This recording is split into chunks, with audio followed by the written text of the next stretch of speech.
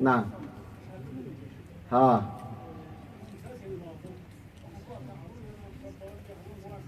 نعم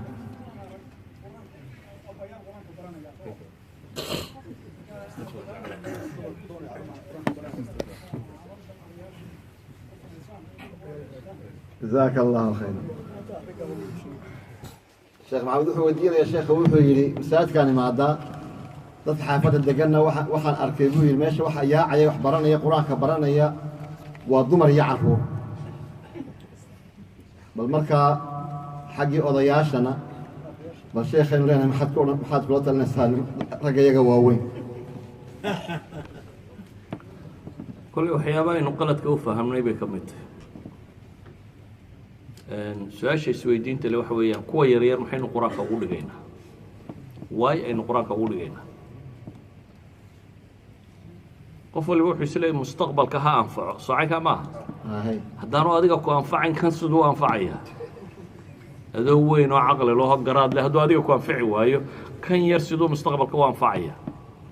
hadday tahay dad yaryar uun in qur-aan loo dhigo nebi maxamed baa qur-aanku soo degay calayhi salaatu wasalaam soocayka maaha nebi maxamed malcaamad ma furin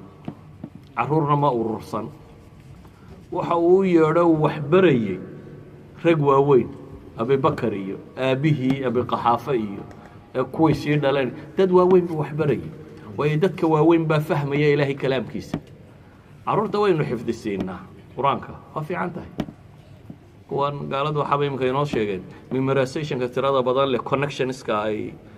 maskaxdu ma kala weyna laakiin connectionskeeda kala badan saa daraaddeed way kala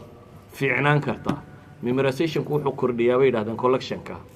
maxaa yidhaha connectionska ka dhexeeya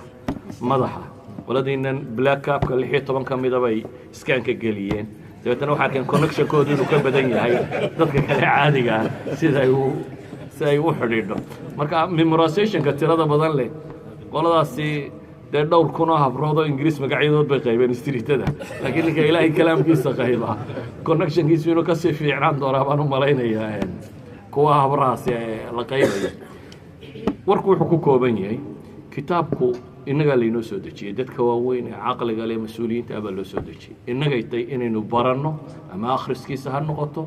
ama macnihiisa ha noqoto ama ku dhaqankiisa ha noqotee waana sababaha su-aashuu wadaadkaasi weydiinaya lahaa kuma dhaqanne maxaa dhacay dee haddaynu qur-aankan baranayno waynu ku dhaqmi lahay oo xasuusintu inagu tirada badan tahay oo aynu ilaahay kitaabkiisa fahmayno waxa laynoo sheegayo qof kastaaba markuu fahmo wuu ku dhaqmi lahaa laakiin waxaa noqotay inaynu ka durugno marka uun dee su-aashani waa boorinuun baan u malaynayaay ragga waaweyn waxaan qur-aanka akhri aqoonina akhriskiisa ha bilaabaan inta akhri taqaanaana dee fahamkiisa ha bilaabaan ila waa ceeb nin weyn oo 50 sannadood wax akhrinaya aanu fahmayniye waa ceeb runtii